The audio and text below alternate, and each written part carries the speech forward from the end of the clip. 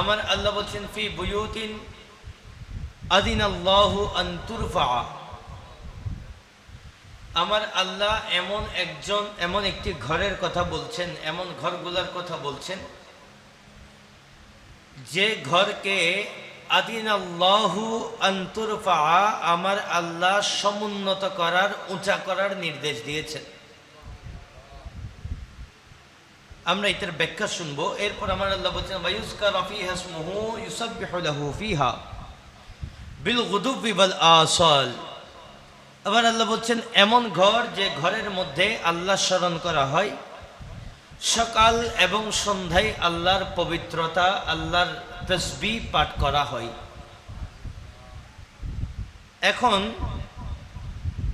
এই আয়াতগুলোর সাথে আগে আমরা গতকালকে যে আয়াত পড়েছিলাম আল্লাহু নূরুস সামাওয়াতি ওয়াল আরদ, এই আয়াতের কি সম্পর্ক? উলামায়ে কেরাম বলছেন আগের আয়াতে আমার আল্লাহ বলেছেন আমি আমার নূর দ্বারা যাকে ইচ্ছা তাকে হেদায়েত দান করি, আর যাদেরকে আমার আল্লাহ হেদায়েত দেন তারা আমার আল্লাহর ঘর মসজিদে আসার তৌফিক তাদের হয়, এবং যারা মসজিদে আসে তারা আমার আল্লাহর তাসবিহ পাঠ করার সুযোগও তাদের নসিব হয়। এরপর এই আয়াতের অনেকগুলো ব্যাখ্যা আছে। ব্যাখ্যায় যাওয়ার আগে আমরা একটু শানে নুজুল, কেন আল্লাহ এখানে, আমরা আজকে 3টা আয়াত নিয়ে আলোচনা করব। সূরা নূরের 36, 37 এবং 38 নম্বর আয়াত। কেন আল্লাহ এই আয়াতগুলো নাজিল করলেন? তাফসীরে কুরতুবির মধ্যেও আসছে, তাফসীরে নাঈমের মধ্যেও নোট হচ্ছে। আমার রাসূলের একজন সাহাবী হযরত তামিম আল আনসারী রাহমাতুল্লাহি আলাইহি, তিনি শাম দেশের মধ্যে গেলেন সফরে। আসার সময় সুন্দর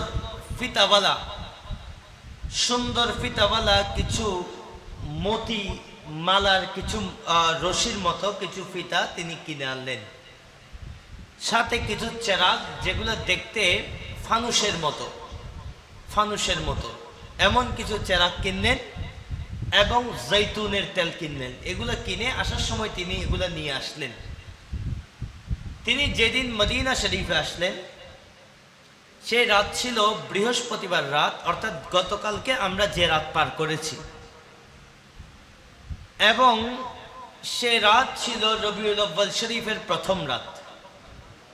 রবিউল আউয়াল শরীফের প্রথম রাত তিনি এসে ওনার গোলামদেরকে, ওনার চাকরদেরকে ডাকলেন, ডেকে বললেন যাও মসজিদে নববীর মধ্যে আমি যে মালা এনেছি এই মালাগুলোর সাথে চেরাগগুলা বেঁধে দিবা, এবং তার মধ্যে জৈতুনের তেল দিয়ে আগুন জ্বালিয়ে দিবা, লাইটিং করবা, কিছুক্ষণ পর পর একটা একটা চেরাগ দিবা।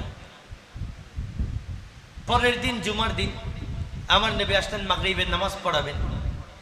এসে আমার নবী জিজ্ঞেস করলেন যে মসজিদে নববীকে এভাবে লাইটিং করেছে।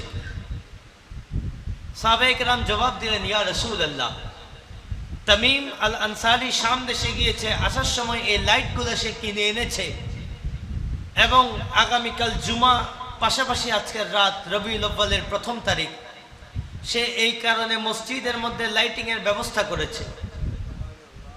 আমার নবীর সাথে সাথে দোয়া করলেন, ওগো তামিম, তুমি মসজিদ তথা ইসলামকে আলোকিত করেছো, আল্লাহ তোমার দুনিয়া আখিরাত দুই জাহানকে আলোকিত করুক। আমার নবী এদিকে দোয়া করেছেন, আমার আল্লাহ নবীর দোয়া হতে আমার আল্লাহ হযরত জিবরাইল আমিনকে পাঠিয়ে দিলেন, যাও তামিম আল আনসারীর এই আমলের উপর আমি আল্লাহ কোরআনের 3টা আয়াত নাজিল করে দিলাম। এখনো বড় বড় রাতগুলোতে আমরা মসজিদকে লাইটিং করি কিনা? এগুলো সাহাবায়ে কেরামও করতেন। নিজের ঘর লাইটিং করার ক্ষেত্রে বাঙালির কাছে দলিল লাগে না। মসজিদ সাজাইতে গেলে দলিল খুঁজতে খুঁজতে আমরা ক্লান্ত হয়ে যাই। মনে রাখবেন, যে যাকে বেশি ভালোবাসে, যে জায়গা আমার পছন্দের, জায়গাটাকে আমি সাজাবো, এটা নিয়ম। যতক্ষণ পর্যন্ত শরীয়তের দায়রা থেকে বের হয়ে যাচ্ছি না, ততক্ষণ পর্যন্ত এই সাজসজ্জাতে শরীয়তের কোনো অসুবিধা নাই। যেমন এমনকি বিয়ে বাড়ি, আমার রাসূল হাদিসে পাকের মধ্যে বলেছেন যে বিয়ে বাড়িতে একটু সাজাও, একটু আনন্দ উদযাপন করো। কেন? কারণ জায়গাটা তো আনন্দ করার মতো, সাজানোর মতো। তো বড় বড় রাত যখন আসে, মসজিদের মধ্যে অনেক মুসল্লির আগমন ঘটে, অনেক আপনাদের এলাকার ছেলে তারা এলাকায় আসে ওই দিনকে কেন্দ্র করে, সারা বছর হয়তো এলাকায় থাকে না। তো ওই দিনগুলা একটু আমেজ তৈরি হওয়ার জন্য, ঈদ, ওই ঈদের একটা ফিলিংস আসার জন্য মানুষ সাজায়। এই আমল সাহাবায়ে কেরাম করেছেন এবং এই আমল দেখে আমার নবী খুশিও হয়েছেন, দোয়াও করেছেন। খুশিও হয়েছেন, দোয়াও। এখন কিছু বিষয় বুঝতে হবে, কিছু বিষয় বুঝার আছে। কাবা শরীফ এমনিতেই সুন্দর, ওইটার চারপাশে ঝাড়বাতি লাগানোর কোনো প্রয়োজন, ওইটার চারপাশে আপনি ঝাড়বাতি লাগাই দেওয়ার অর্থ হবে যে কাবা এখনো প্রপারলি সুন্দর না, আপনি সুন্দর করতে চাচ্ছেন। মদিনাতুল মুনাওয়ারা এটা এই যে একটা সবুজ গম্বুজ, মাল্টি কালারও না, এমনি একটা সিম্পল সবুজ গম্বুজ। ওই সিম্পল গম্বুজটার মধ্যে আমার আল্লাহ এত সৌন্দর্য দিয়েছেন, দুনিয়ার কোনো কিছুর মধ্যে এত সৌন্দর্য নাই। তো ওটাকে আপনার লাইটিং করার কোনো প্রয়োজন হয় না। তো আমাদের জায়গাগুলো তো অত সুন্দর না, তাই আমরা একটু লাইটিং করি। এখানে স্পেশাল করে ফতোয়া খোঁজার কোনো দরকার নাই। তারপর যদি ফতোয়া লাগে, তাফসীরে কুরতুবীর মধ্যে এই 3টা আয়াতের শানে নুজুল যদি কোনো বান্দা দেখে, সেখানে দেখতে পাবে তাফসীরের কিতাবের মধ্যেও নোট আসছে, সাহাবায়ে কেরাম মসজিদে নববীকে সাজিয়েছেন, আমার নবী দোয়াও করেছেন। একইভাবে আমার আল্লাহ তো বলছেন ফি বুয়ুতিন আদিনাল্লাহু আন তুরফা ওয়া ইউযকারা ফিহা ইসমুহু। এই যে আমার আল্লাহ বলছেন ওই সমস্ত ঘর যাকে আমার আল্লাহ সাজানোর, সমুন্নত করার, উঁচু করার নির্দেশ দিয়েছেন। হযরত আব্দুল্লাহ ইবনে আব্বাস রাদিয়াল্লাহু তাআলা আনহু এবং অধিকাংশ আলেমরা বলছেন এখানে ঘর দ্বারা উদ্দেশ্য হচ্ছে মসজিদ। ঘর দ্বারা উদ্দেশ্য কি? কারণ এই ঘর কার ঘর? আওয়াজ দিয়ে বলেন, কার ঘর? আল্লাহর ঘর। ইমাম মুজাহিদ রহমতুল্লাহি আলাইহি তিনি তাফসীর করছেন, বলে এখানে ঘর দ্বারা উদ্দেশ্য হচ্ছে আমার রাসূলের স্ট্রিটে যে ঘরগুলো ছিল, যেখানের মধ্যে আমার রাসূল ইবাদত করতেন, আমার আল্লাহ সে ঘরের কথা বলেছেন। আর হাসান বসরি রহমতুল্লাহি আলাইহি তিনি বলছেন এখানে ঘর দ্বারা উদ্দেশ্য হচ্ছে বাইতুল মুকাদ্দাস। কোন ঘর? বাইতুল।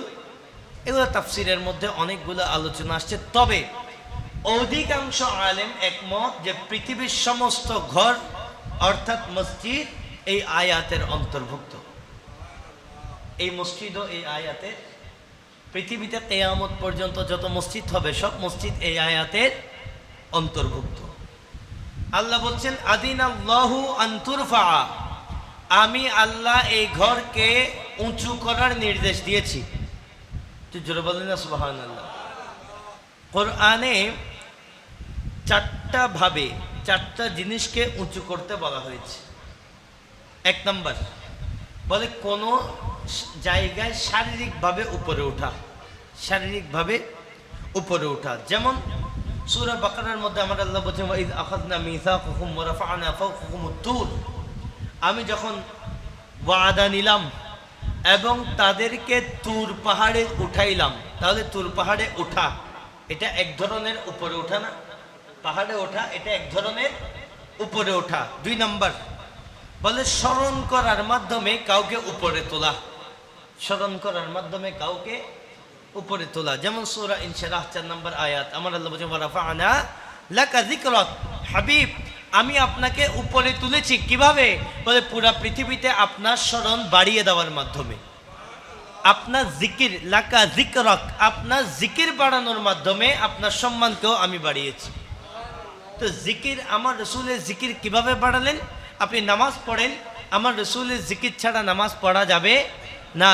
আসসালামু আলাইকা আইয়ুহান নবী না বললে নামাজ হবে। আল্লাহুম্মা সাল্লি আলা সাইয়্যিদিনা মুহাম্মদ না বললে নামাজ হবে না। অর্থাৎ আপনি রাসূলের জিকির ছাড়া, জিকির মানে স্মরণ, জিকির মানে কি? স্মরণ। রাসূলের স্মরণ ছাড়া নামাজ পড়া যাবে না। তো যে বান্দা প্রকৃত মুসলমান সে দিনে অন্তত 5 ওয়াক্ত রাসূলের জিকির তার করতে হয়। আমার আল্লাহ বলেন আপনার জিকির বাড়ানোর মাধ্যমে আমি আপনার সম্মানকেও বাড়িয়ে দিয়েছি। 3 নাম্বার বলে কোনো কিছুর ভিত্তি পিলার উঁচু করার মাধ্যমে তাকে উঁচু করা যায়। আমরা ঘর উঁচু করি কেমনে? পিলারের মাধ্যমে। এটাও কোরআনে আসছে। আমার আল্লাহ বলেন ওয়া ইয ইয়ারফাউ ইব্রাহিমুল কাওয়াইদা মিনাল বাইতি ওয়া ইসমাঈল, যখন ইব্রাহিম আলাইহিস সালাম এবং ইসমাঈল আলাইহিস সালাম কাবা ঘরকে উঁচা বানাচ্ছিলেন। কি বানাচ্ছিলেন? উঁচা। 4 নাম্বার বলে সম্মানের দিক থেকে কোনো কিছুকে উঁচু করা, সম্মানের দিক থেকে উঁচু করা। আমার আল্লাহ এটাও কোরআনে বলছেন। আমার আল্লাহ বলছেন ওয়ারাফা'না বা'দাহুম ফাওকা বা'দিন দারাজাত, আমি একজন থেকে আরেকজনের সম্মানকে আমি আল্লাহ উঁচু করেছি। তাহলে উঁচু পেলাম কয় রকম? 4 রকম। কয় রকম? 4 রকম। এখন উলামায়ে কেরাম বলছেন মসজিদ যখন আপনি নির্মাণ করবেন, মসজিদের মধ্যে এই 4 রকম কোয়ালিটি অবশ্যই থাকতে হবে। তো যারা বলেন না সুবহানাল্লাহ, 4 রকম কোয়ালিটি অবশ্যই থাকতে হবে। বলে কেমন? উলামায়ে কেরাম মসজিদ বানানোর 9টা সিস্টেম বলে দিয়েছেন। কয়টা সিস্টেম? কয়টা? 9টা। এখন তো আমরা মসজিদ বানাই, কিন্তু মসজিদ বানানোর সিস্টেম আমরা কয়জনে জানি? আর্কিটেকচারাল ডিজাইন যারা করে তাদের কাছে আমরা যাই যে আমাদের মসজিদের জন্য একটা ডিজাইন দেন, কিন্তু উলামায়ে কেরাম মসজিদের ডিজাইন এটাও উলামায়ে কেরাম নির্ধারণ করেছেন। কথা বলেন ঠিক কিনা? এগুলা না মানলে, উলামায়ে কেরামের সাথে পরামর্শ না করলে অনেক জায়গায় অ্যাক্সিডেন্টের সম্ভাবনা আছে। যেমন আমি কয়েকটা গুরুত্বপূর্ণ মাসআলা বলি যে এটা মেহরাব, এটার নাম কি? আর এটা মিম্বার, এটা কি? দুইটা নাম আছে। ওই যখন ইমাম সাহেব মেহরাবে দাঁড়াবেন, ওনার পায়ের কিছু অংশ মসজিদের ভিতরে থাকতে হবে, এখানের এই জায়গায় থাকতে হবে পায়ের কিছু অংশ। সেখানে অনেক মসজিদে দেখবেন মেহরাব থেকে অল্প একটু খালি রেখে প্রথম কাতার করে, যেন ইমাম সাহেব বাহিরে এসে দাঁড়াতে পারেন। আমাদের এখানে সুযোগ নাই, জায়গার সীমাবদ্ধতা আছে, কিন্তু সুযোগ থাকলে এটা করা উচিত। এবং এটা না করলে বড় জামাতের ক্ষেত্রে ছাড় আছে, যেমন জুমার নামাজ, ঈদের নামাজ, এগুলোর ক্ষেত্রে ছাড় আছে। এগুলোর ক্ষেত্রে ইমাম সাহেব ভিতরে দাঁড়াতে পারবেন, যেহেতু অনেক মুসল্লি হয়। অন্যথায় ইমাম সাহেবের নিয়ম হচ্ছে তিনি মেহরাবে দাঁড়াবেন, কিন্তু ওনার পা মেহরাবের বাহিরে থাকবে, অন্তত পায়ের কিছু অংশ মেহরাবের বাহিরে থাকবে। আমাদের এখানে তো ওয়াক্তিয়া নামাজ ইমাম সাহেব পুরাই বাহিরে দাঁড়াচ্ছেন, সে কারণে আর কোনো ঝামেলা হচ্ছে না। কিন্তু নিয়ম হচ্ছে আপনি এখানে কিছু জায়গা রাখবেন যেন মেহরাবের বাহিরে ইমাম সাহেব পা রাখতে পারেন। এই ডিজাইন এটা তো উলামায়ে কেরাম থেকে জিজ্ঞেস করতে হবে যে এখানে কি করবেন আপনি। কথা বলেন ঠিক কিনা? এগুলো জিজ্ঞেস করতে হবে যেন আপনারা এগুলো নির্ধারণ করতে পারেন। এগুলা প্রত্যেকটা জিনিস, মসজিদ এমন জায়গা যেখানে ইবাদত হয়, তো ইবাদত সম্পৃক্ত প্রত্যেকটা জিনিস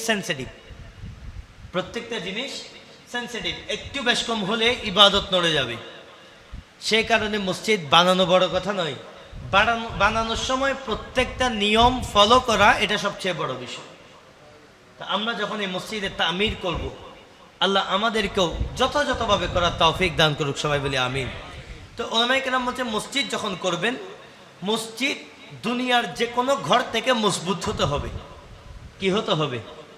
তার মানে সিমেন্ট 2 নাম্বারটা দেব, ইট কংকর যত সস্তা পাওয়া যায়, যেহেতু মসজিদ আমার তো ঘর না, যত সস্তা পাওয়া যায় সেটা দিব এরকম, বরং যত বেস্ট কোয়ালিটির প্রোডাক্ট আপনি মসজিদে ব্যবহার করতে পারবেন, যত ভালো ইট, যত ভালো সিমেন্ট আপনার ব্যবহার করা যায় সে ব্যবস্থা করতে হবে। আওয়াজ দিয়ে বলেন না সুবহানাল্লাহ। এখন মসজিদ কমিটি বড় টেনশন থাকে, বলে এতগুলো টাকা কই পাবো? ভাই ঘর আপনার নাকি আল্লাহর? যেখানে আপনার রিজিক আল্লাহ ব্যবস্থা করেন, আল্লাহর ঘরের হাদিয়া আল্লাহ ব্যবস্থা করবেন না? এই ইয়াকিন অন্তরে রাখেন, এবং যেটা নিয়ম সেভাবে শুরু করেন, দেখবেন আল্লাহ গায়েব থেকে মদত দান করবেন। আর অন্তর যতক্ষণ থাকবে কেমনে হবে, আল্লাহ টেনশনে রাখবেন। সেখানে আগে অন্তর থেকে ভয় ফেলেন যে ঘর তো আমার না, আমার ঘর হলে আমার টেনশন, ঘর আল্লাহর, আল্লাহ ব্যবস্থা করবেন, আমার কাজ হচ্ছে যেভাবে হওয়া উচিত সেভাবে চালানো। 2 নম্বর, উলামায়ে কেরাম বলছেন মসজিদ উঁচু হতে হবে। কি হতে হবে? উঁচু। অন্য ঘরের মতো মসজিদ নিচু না। আপনি অন্য ঘর যদি এখানে 15 ফিট রাখেন, মসজিদ এক্ষেত্রে 20 ফিট করে দেন। মসজিদ একটু উঁচু হবে। আপনি অনেক মসজিদে দেখবেন মসজিদ অনেক উঁচু হয়, বড় বড় লাঠি দিয়ে ফ্যান নামাইতে হয়। এটাই নিয়ম যে মসজিদগুলোকে আপনারা কি বানাবেন? উঁচু বানাবেন। 3 নম্বর বলে মসজিদ যখন বানাবেন, মসজিদ যেন অন্য যে কোনো ঘর থেকে সুন্দর হয়। মসজিদ কি হয়? সুন্দর হয়। কোনো মতে একটা রং করে দিলাম, এটা না তো। মসজিদকে সুন্দর রাখা এটাও আমাদের দায়িত্ব। 4 নম্বর, মসজিদকে সাজায় রাখা, মসজিদকে সাজিয়ে রাখা। 5 নম্বর, মসজিদকে পবিত্র রাখা, মসজিদকে পবিত্র রাখা। অনেক বান্দা আছেন, আমরা আগদের মধ্যে যাই, যাবার পর সেখানে খেজুর দেওয়া হয়, খেজুর খেয়ে ফেলে দেয়। এমনও বান্দা আছেন নাক পরিষ্কার করে মসজিদের মধ্যে। মনে রাখবেন, যে বান্দা মসজিদকে অপবিত্র করে, এটা এত ভয়ানক কাজ, আমার আল্লাহ যদি নারাজ হয়ে যান অন্তর থেকে ঈমান সহ নিয়ে ফেলতে পারে। আল্লাহ আমাদেরকে হেফাজত করুক, সবাই বলি আমিন। এটা আপনার ঘর নয়, আল্লাহর ঘর। আমার ঘর আপনি গিয়ে নোংরা করলে আমি যেভাবে কষ্ট পাই, আল্লাহর ঘর আপনি নোংরা করছেন, আল্লাহ নারাজ হচ্ছে। সে কারণে মসজিদের মধ্যে কোনো ময়লা, কোনো আবর্জনা ফেলা যাবে না। আপনি খেজুর খেয়েছেন, পকেটে নিয়ে ফেলেন না, বাহিরে গিয়ে ফেলে দিবেন। আপনার নাকের ময়লা আসছে, একটা টিস্যুর মধ্যে, কাগজের মধ্যে নিয়ে রাখেন, এটা পরে বাহিরে ফেলে দেন। এটা মসজিদে ফেলার জায়গা নয়। মসজিদে ফেললে ঈমানের খতরা আসার সম্ভাবনা আছে। এরপর বলে মসজিদকে অনেক বেশি সম্মান করতে হবে, অনেক বেশি সম্মান করতে হবে। 7 নম্বর বলে মসজিদ আল্লাহ এবং রসুলের স্মরণের জায়গা হতে হবে। জোরে বলেন না সুবহানাল্লাহ। মসজিদ রাজনীতি পরিচালনার জায়গা হতে পারবে না। রাজনীতি, দুনিয়াবি মন গড়া রাজনীতি, এটা পরিচালনার জায়গা মসজিদ না। কিন্তু আপনারা ইলেকশনের যখন সময় আসবে, আপনারাই বলবেন হুজুর অমুক নেতা আসবে, একটু সুযোগ দিতে হবে। বলে কি বলে না? সব দলে বলে। অথচ মসজিদে একমাত্র 2টা কাজ হতে পারবে, আল্লাহর স্মরণ, রসুলের স্মরণ। আল্লাহ এবং রসুলের সাথে যারা সম্পৃক্ত তাদের স্মরণ। এর বাহিরে দুনিয়াবি কোনো কার্যকলাপ মসজিদে করা যাবে। আমরা মসজিদে লাগাই দিই, মসজিদে দুনিয়ার কথা বললে 40 বছরের ইবাদত নষ্ট হয়ে যায়। ইলেকশনের আগে এই কথাটা আমরা পকেটে ঢুকাই ফেলি, কারণ নেতা আসবে বলছে, নেতাকে তো আর না করা যাবে না। হ্যাঁ, আপনি নেতাকে জুমার পর মসজিদের পাশে কোনো মাঠে জায়গা করে দেন, সেখানে তিনি বক্তব্য রাখুক, যাদের ইচ্ছা তারা শুনতে যাবে। মসজিদে মানুষ কোনো নেতার বক্তব্য শুনতে আসে না, মসজিদে মানুষ আসে কোরআন এবং হাদিসের কথা শোনার জন্য। কিন্তু আমরা বড় দুর্ভাগা জাতি, আমরা বড় দুর্ভাগা জাতি। আপনি কথায় কথায় তো আমরা সৌদি আরবের দলিল দেই। সৌদি আরবে তো বাদশাহী প্রচলিত আছে, তাদের বাদশারাও মসজিদে গিয়ে মনে হয় এভাবে কথা বলে না, যেভাবে আমাদের দেশে বলা হয়। মেম্বারিতে দাঁড়িয়েছেন, তিনিও কথা বলতে আসেন। চেয়ারম্যানিতে দাঁড়িয়েছেন, তিনিও কথা বলতে আসেন। পুরা হারামের কাজের মধ্যে লিপ্ত, ওনারা এসে মসজিদের মধ্যে বড় বড় লেকচার দিয়ে যান। আর আমরা বড় দুর্ভাগা জাতি, আমরা বসে বসে শুনতে হয়। যদিও আমি জানি এই বক্তব্যের কারণে কোনো কিছু পরিবর্তন হবে না, তারপরও আমার বলার দায়িত্ব। আমি বলছি, যারা মসজিদের দায়িত্বে আছেন চেষ্টা করবেন অ্যাভয়েড করার জন্য। মনে রাখবেন, এই মসজিদকে অমুক ব্যক্তি এমপি হলে মসজিদকে 2 তলা করে দিবে, লাগবে না তার 2 তলা। আল্লাহর ঘর আল্লাহ দেখে নেবেন। অমুক ব্যক্তি এমপি হলে মসজিদের জন্য 2 কোটি টাকা দিবে, তাকে রাখেন তার 2 কোটি টাকা। আল্লাহর ঘরের টাকা আল্লাহ ব্যবস্থা করে দিবেন। কারো শর্ত সাপেক্ষে মসজিদে কাউকে এনে রাজনৈতিক বক্তব্য দেওয়ানোর কোনো প্রয়োজন নাই। হ্যাঁ, কেউ যদি ইসলামী হুকুমতের কথা বলতে চায়, আকীদা যদি বিশুদ্ধ থাকে, তাহলে সেটা আরেক বিষয়। ইসলামী রাজনীতির কথা বলতে হলেও 1 নম্বরে আগে দেখবেন আকীদা বিশুদ্ধ আছে কিনা, কারণ যার আকীদা বিশুদ্ধ নাই তার জন্য কোনো ইসলামী রাজনীতি নেই। আগে আকীদা ঠিক থাকলেই বান্দা আসুক ইসলামী রাজনীতির কথা বলুক, আমাদের কোনো অসুবিধা নেই। আগে কি দেখতে হবে? আকীদা, আল্লাহ এবং আল্লাহ রাসূলের উপর যার আকীদা ঠিক নাই, সে বান্দা মসজিদে এসে ইসলামী রাজনীতি করারও কোনো অধিকার নাই। এখন লজিক বের হয়েছে, বলে না অন্য দল করতে পারবে না, আমরা তো ইসলামী দল, আমরা করতে পারবো, কারণ মসজিদ তো ইসলামী কাজের জন্য। আরে ভাই, আগে আপনার ইসলামী আকীদা ঠিক আছে কি না এটা দেখতে হবে তো। যার আকীদা ঠিক নাই, তার তো ইমানই নাই, তার জন্য আবার মসজিদ জায়েজ হইল কোন দিন থেকে? এগুলো সতর্ক থাকবেন। আল্লাহ আমাদেরকে বোঝার তৌফিক দান করুক, সবাই বলি আমিন। প্যারে হাজিরিন, বলে মসজিদকে সুগন্ধিময় রাখতে হবে। কেমন রাখতে হবে? সুগন্ধিময়। আপনি আরবের মসজিদগুলোতে দেখবেন তারা মসজিদে বাখুর জ্বালায়। বাখুর এক ধরনের একটা সুগন্ধিযুক্ত জিনিস। অনলাইন যারা ইউজ করেন অনেক কেউ বাখুর চিনবেন। বাখুর জ্বালিয়ে দিলে পুরো মসজিদটা সুগন্ধির হয়ে যায়। আমাদের এখানে তো লাইটিং লাগাইলে এটা নিয়ে ফতোয়া চলে, বাখুর জ্বালাইলে কি হবে আল্লাহ ভালো জানে। এতটুক একটা বাখুরের দাম 200, 300, 500 টাকা পর্যন্ত হতে পারে। 200, 300, 500 টাকা পর্যন্ত হইতে পারে, আর বেশিও হইতে পারে। তো ওলামায়ে কেরাম বলছে, আপনি আরবের মধ্যে যখন হজ ওমরা করতে যায়, বাঙালি তো যায় ফিতনা করার জন্য, কে বুকে হাত বাঁধছে, কে জোরে আমিন বলছে, ওগুলা খেয়াল করে। তো মক্কাতুল মুকাররমা মদিনাতুল মুনাওয়ারার আশেপাশে যে মসজিদগুলা, কি পরিমাণ সুযোগ সুবিধা এই মসজিদগুলোতে আছে, এগুলা কিন্তু আর খেয়াল করে না। ওখানে কি পরিমাণ ঠান্ডার ব্যবস্থা করা হয়, ওখানে কি পরিমাণ সুগন্ধির ব্যবস্থা করা হয়, ওখানে কি পরিমাণ লাইটিংয়ের ব্যবস্থা আছে, এগুলো আর আমাদের নজরে আসে। আমরা শুধু নজরে আনি কোনটা, যেটা আনলে মসজিদে ফিতনা লাগানো যাবে। বাংলাদেশে এসে বলে না ওখানে তো জোরে আমিন বলে, তাহলে আমি জোরে আমিন বলবো। ওখানে তো বুকে হাত বাঁধে, আমি বুকে হাত বাঁধবো। ওখানে ভালো আমল একটাও দেখে এসে বাংলাদেশে বলছে এমন রেকর্ড নেই। তারপর বলে মসজিদ আলোকিত থাকতে হবে। 9 নম্বর এটা, বলে মসজিদ কি থাকতে হবে? আলোকিত। একটু বলেন না কি থাকতে হবে? আলোকিত। এখন আমরা মসজিদ অন্ধকার রাখতে পারলে খুশি, লাইট টাইট নিভাই দিতে পারলে খুশি। কয়দিন আগে একটা মসজিদে গেলাম, মসজিদে অনেক চারদিকে লাইট, ঝাড়বাতিও আছে। ইমাম সাহেবকে বললাম, হুজুর লাইটগুলো জ্বালাই দেন, আলোচনা করব, এরকম অন্ধকার পরিবেশ তো ভালো লাগে না। বলে হুজুর লাইট জ্বালাই দিলে মুসল্লিরা রেগে যায়। কি হয়ে যায়? রেগে যায়। তো আমরা স্কুলের মধ্যে কিছু স্টুডেন্ট পাই, বলে স্যার লাইটটা একটু নিভাই দেন। কেন? ওই ঘুম আসতেছে তার। এগুলো হচ্ছে ঘুমাইন্য মুসল্লি। এরা মসজিদে আসে জুরার জন্য, কোনো মতে একটু জুরবে, বাসায় ভালো মতে ফ্যান ট্যান না চালাই, মসজিদের ফ্যান চালাইতে পারলে ভালো। আরে মসজিদে আসছেন, ইবাদত করবেন, ফুরফুরে মেজাজ থাকবে, লাইটিং থাকবে, একটু ঘুমের ভাব কেটে যাবে, এটা আমার সুন্দর। বলে না, যত লাইট টাইট বন্ধ করে যত অন্ধকারে থাকা যায়, এবার বসে বসে জুড়তেছে, হুজুর কি বলতেছে এদিকে আর তার কোনো খেয়াল নেই। মসজিদের জন্য উলামায়ে কেরাম এই 9টা ভিত্তি ঠিক করে দিয়েছেন। বলে 1 নম্বর, মসজিদ মজবুত হতে হবে। 2, মসজিদ উঁচু হতে হবে। 3, মসজিদ সুন্দর হতে হবে। 4, মসজিদ সাজানো হতে হবে। 5, মসজিদ পবিত্র হতে হবে। 6, মসজিদের সম্মান থাকতে হবে। 7, আল্লাহ এবং রসুলের স্মরণ হতে হবে। 8, মসজিদ সুগন্ধ হতে হবে।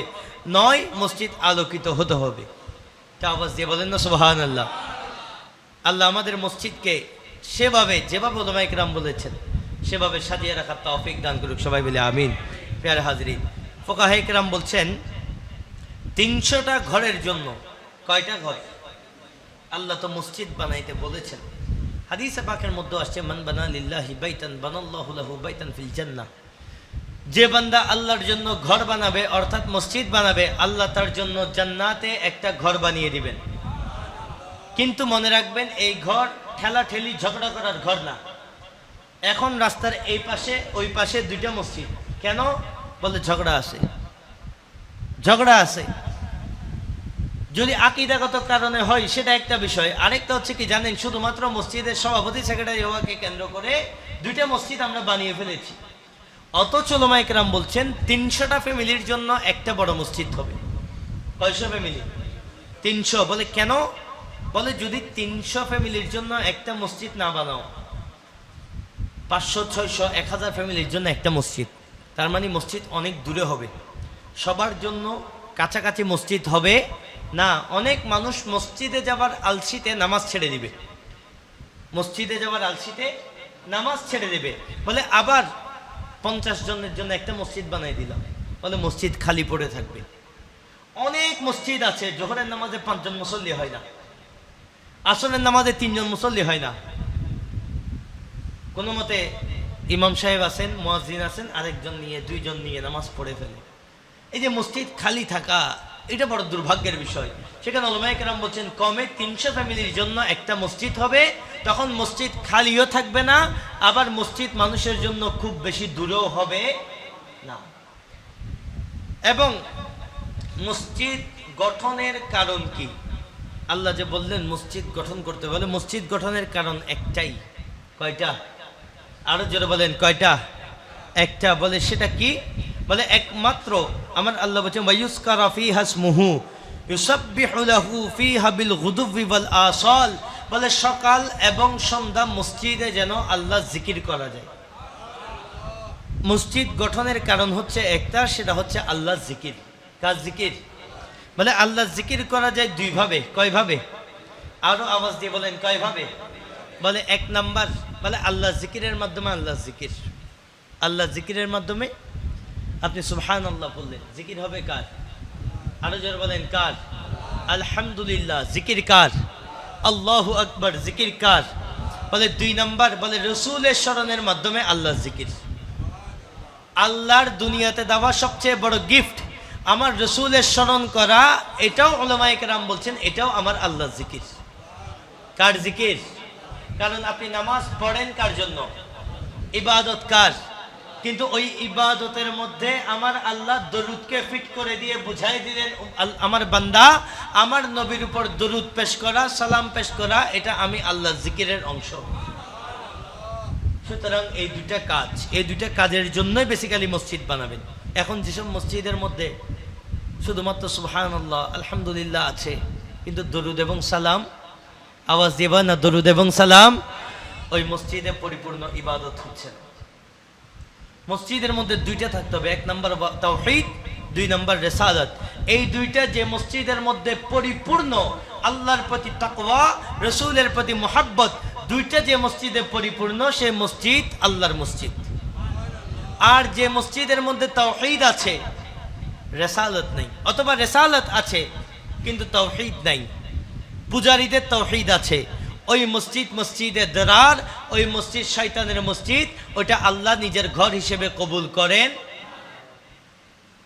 আমার রাসূলকে রিকোয়েস্ট করা হলো, বলে ইয়া রাসূলুল্লাহ, আমরা আমাদের সুবিধার জন্য একটা মসজিদ বানাচ্ছি, আপনি যদি একটু উদ্বোধন করতেন। কি করতেন? উদ্বোধন করতেন। আপনি যদি এটার একটু সূচনা করে দিতেন। আমার রাসূল বললেন আচ্ছা ঠিক আছে, আমি সফরে যাচ্ছি, আসার সময় দেখা যাবে। এদিকে আমার আল্লাহ আসার সময় হযরত জিবরাইল আলাইহিস সালামকে পাঠিয়ে দিলেন, বলে ইয়া রাসূলুল্লাহ, যে মসজিদ নির্মাণ করা হয়েছে, এই মসজিদ আপনার বিরুদ্ধে ষড়যন্ত্র করার জন্য নির্মাণ করা হয়েছে। এই মসজিদ মসজিদ নয়, এই মসজিদ মসজিদে দরার। আপনি সাহাবায়ে কেরামকে পাঠিয়ে দিয়ে ওই মসজিদে আগুন লাগিয়ে দেন। কি লাগিয়ে দেন? একটু বলেন না, কি লাগিয়ে দেন? এখন মসজিদ আমি বানাইলাম না, মসজিদ যদি আল্লাহ কবুল না করে ওইটা মসজিদ হবে না।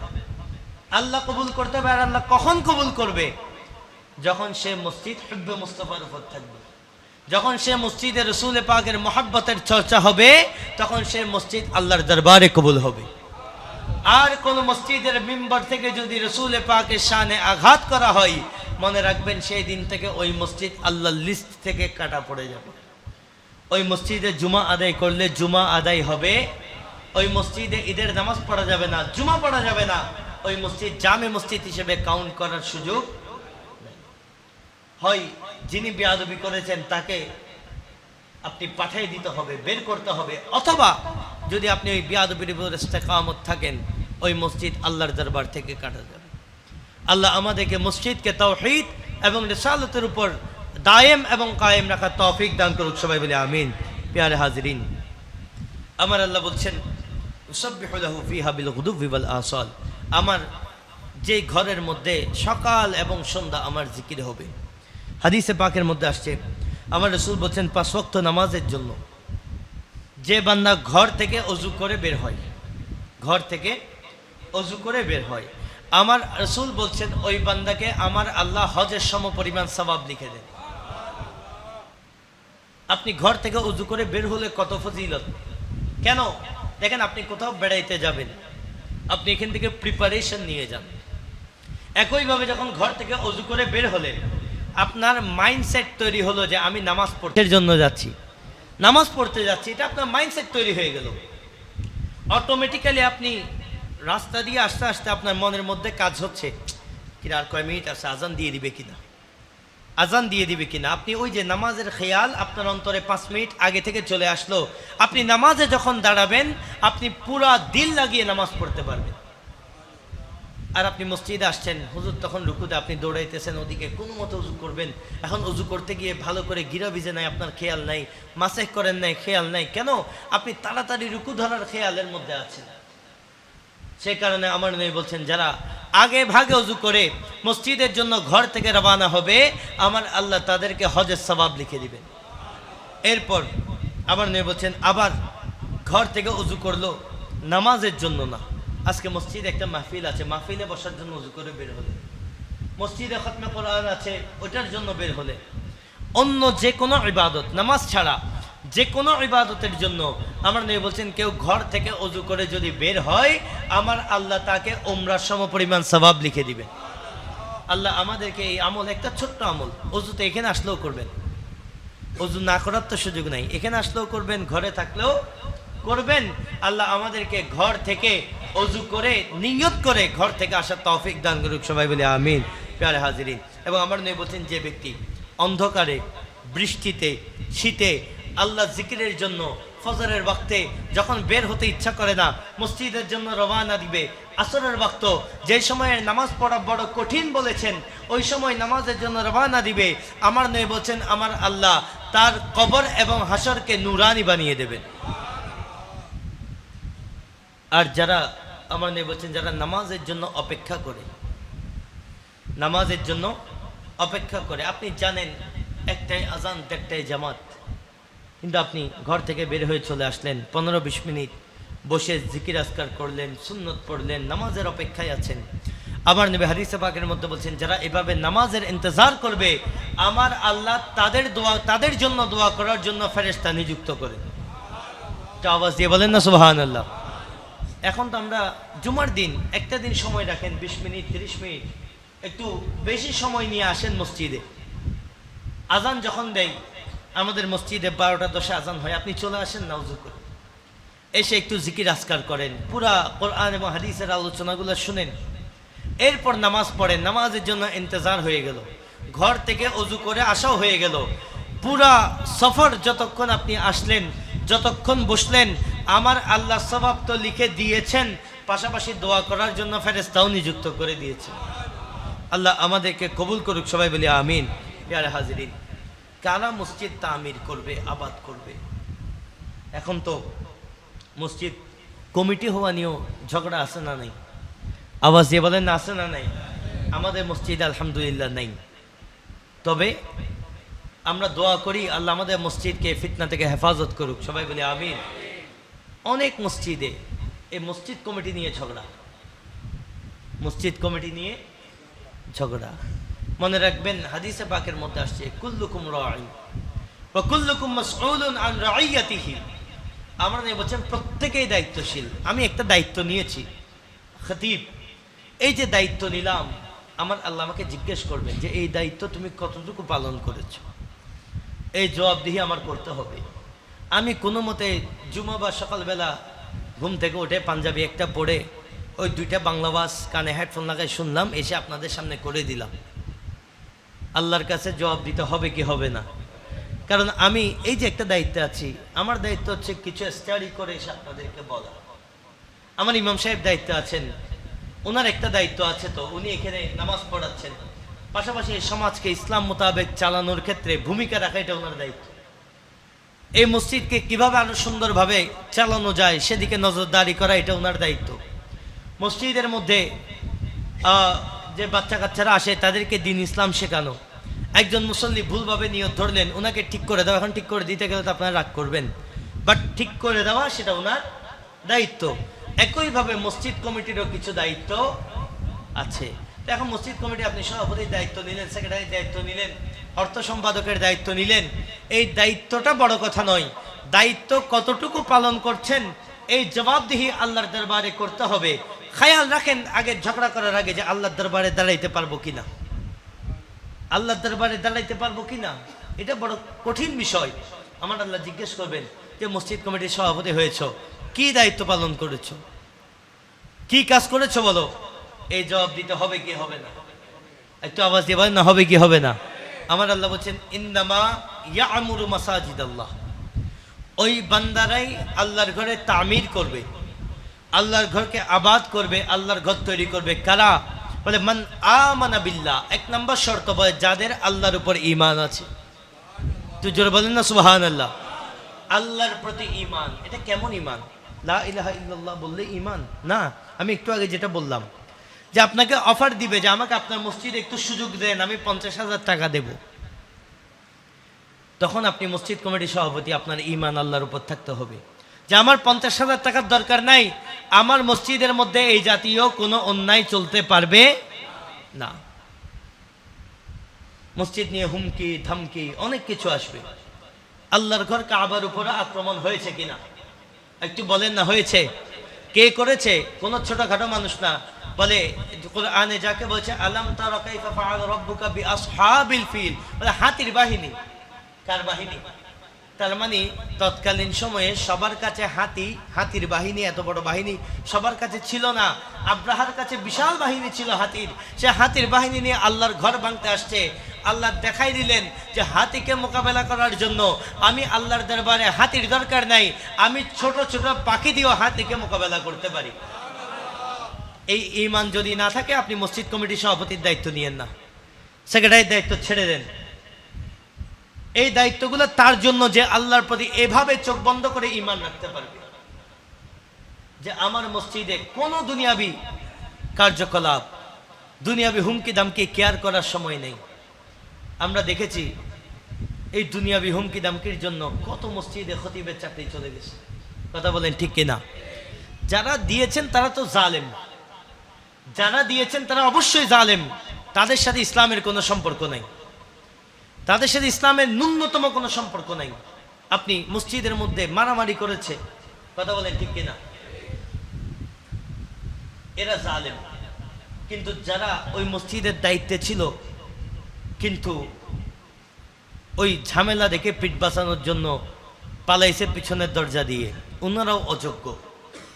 ওনাদেরও মসজিদ কমিটির দায়িত্ব নেওয়ার কোনো যোগ্যতা নাই, কারণ ওনাদের আল্লাহর উপর ঈমান নেই।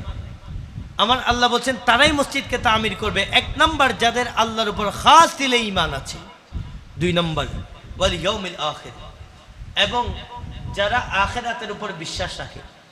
কিসের উপর?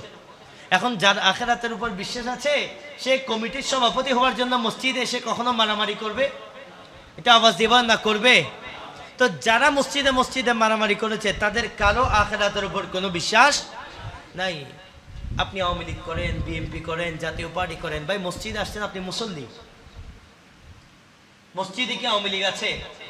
আরো আওয়াজ দিয়ে বলেন আছে। বিএনপি আছে, জাতীয় পার্টি আছে।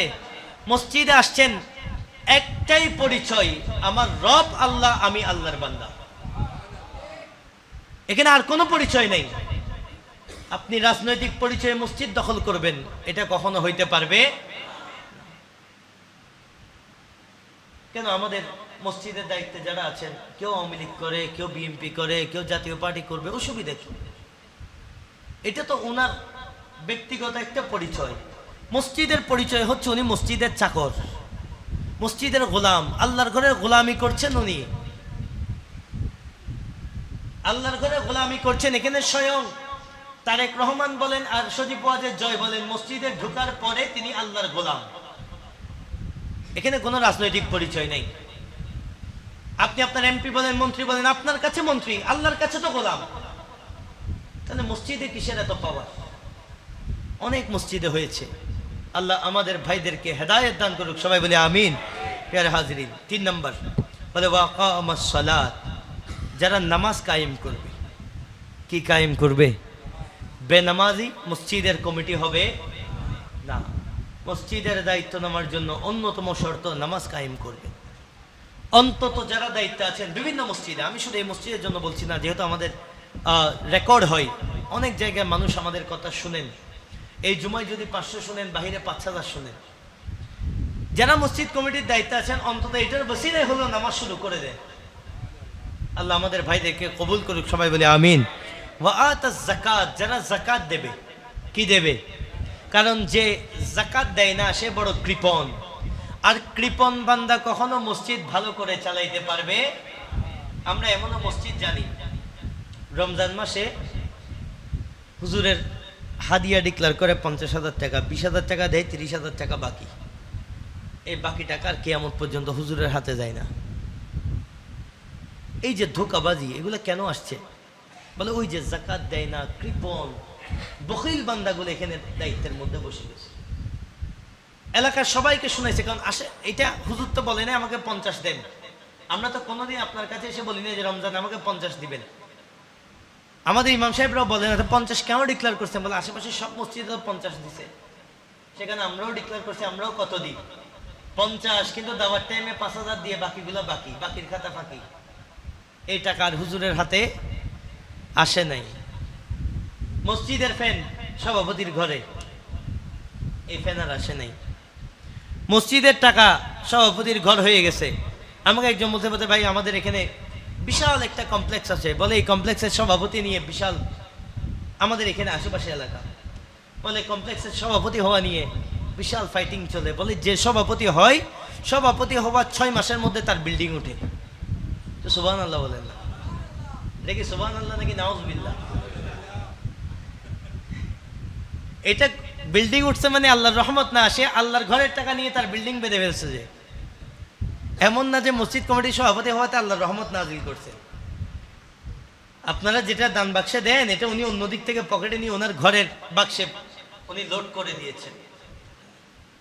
এরকম কৃপণ, এরকম চরিত্রহীন, আমানতহীন মানুষকে মসজিদ কমিটি করা যাবে না, তাহলে আমানত নষ্ট হবে, আমানত নষ্ট হবে। এবং আমার আল্লাহ বলছেন ওয়ালাম ইয়াখশা ইল্লাল্লাহ, যে বান্দা আল্লাহ ছাড়া কাউকে ভয় করে না, কাউকে ভয় করে, আল্লাহ ছাড়া কাউকে ভয় করা যাবে না। তো আল্লাহ ছাড়া কাউকে ভয় করলে আপনি আল্লাহর ঘর চালাইতে পারবেন না। আল্লাহর ঘর চালাইতে সাহস লাগে, দিলের মধ্যে হিম্মত লাগে। এই জায়গায় যে আমি বসে কথা বলছি, অনেক কঠিন কঠিন কথা বলি, আমি যদি ভয় পাই যে আমার সভাপতি সাহেব আমার উপর রাগ করবেন কিনা, সেক্রেটারি সাহেব রাগ করবেন কিনা, আমার চাকরি চলে যাবে কিনা, তাহলে আমি এই জায়গায় বসে হক কথা বলতে পারবো না।